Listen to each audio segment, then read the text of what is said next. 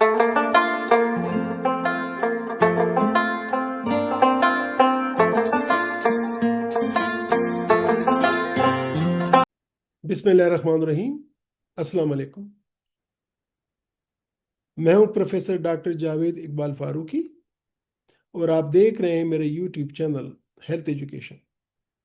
नाजरीन, आज हम एक ऐसे मौजू पर बात करने जा रहे हैं जो न सिर्फ साइंसी तौर पर दिलचस्प है बल्कि माशरती लिहाज से भी निहायत अहम है, और वो है बच्चे की जिन्स का तयन, यानी फीटस का मेल या फीमेल होना किस तरह तय होता है। अक्सर हमारे माशरे में बेटी की पैदाइश पर औरत को इल्ज़ाम दिया जाता है जैसे ये उसका फैसला हो, लेकिन आज हम साइंसी हकाइक की रोशनी में ये गलत फहमी हमेशा के लिए दूर करेंगे। तो सबसे पहले बुनियादी समझ, क्रोमोसोम्स क्या हैं।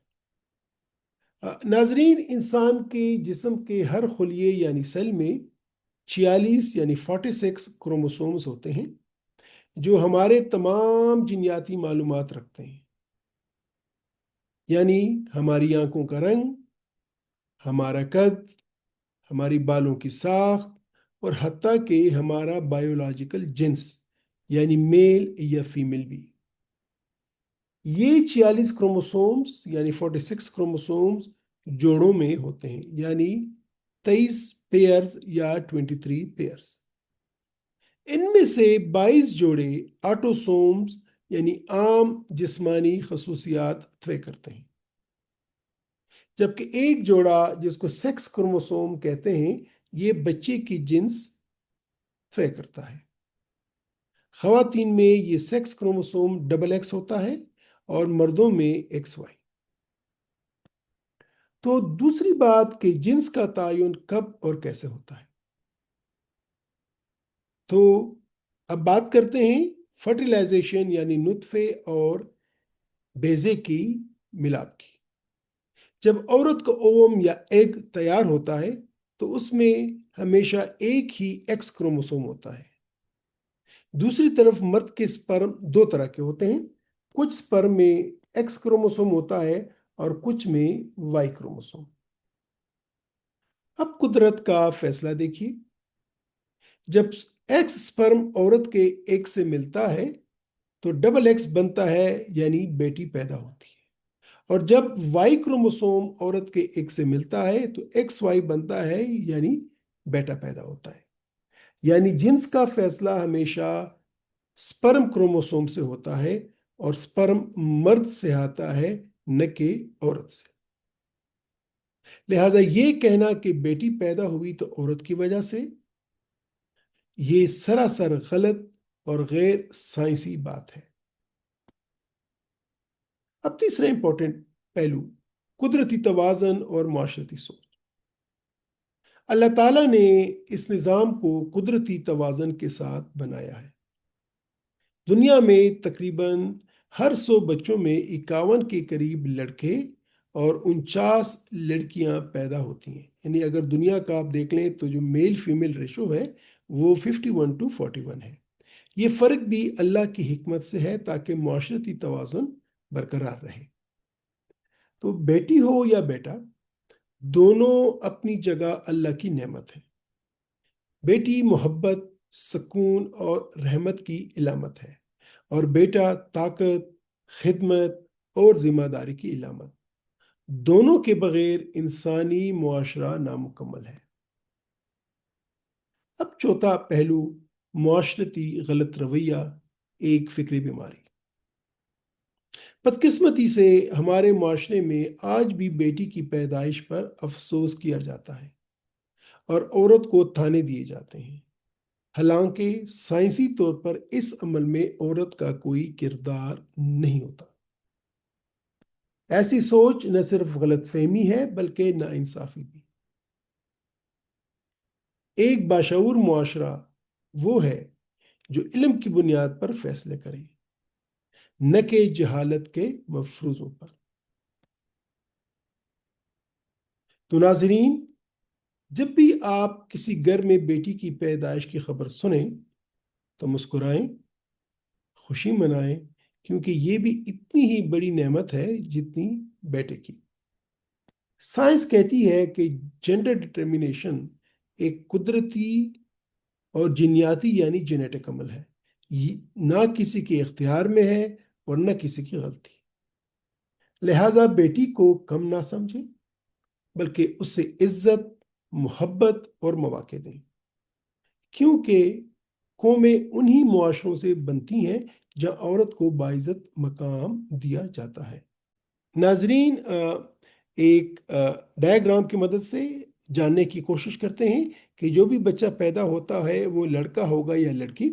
جس طرح کہ میں نے کہا کہ عورت میں جو سیکس کروموسوم ہوتا ہے اس کے 2 جینز اور دونوں جینز وہ ایکس ایکس ہوتے ہیں، جبکہ باپ کا جو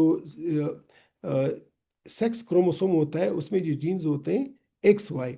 تو جب ماں کا انڈا میچور ہوتا ہے تو وہ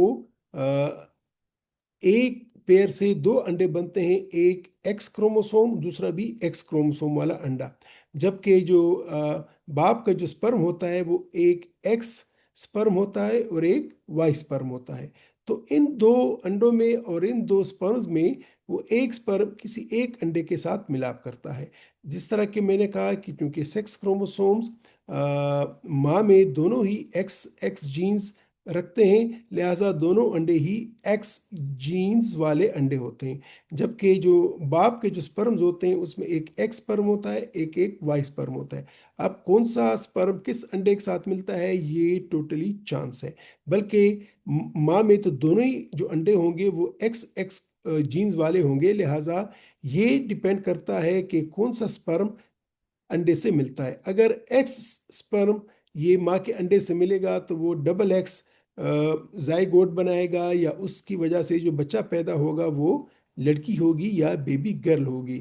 اور اگر وائی سپرم یہ ماں کے انڈے سے ملتا ہے، کیونکہ وہ بھی اس کا کوئی بھی جو بھی انڈا ہوگا وہ سارے ایکس کروموسوم کیری کرے گا، تو اس طرح ایکس وائی کروموسوم بنے گا اور وہ لڑکا ہوگا یا بیبی بوائے ہوگا۔ تو ثابت ہوا کہ جو عورت کے جو ایک کروموسوم سے جو 2 انڈے بنیں گے دونوں میں ایکس ایکس ہی کروموسوم ہوگا، جبکہ فادر کے جو 2 سپرم بنیں گے اس میں ایک میں ایکس ہوگا اور ایک میں وائی ہوگا۔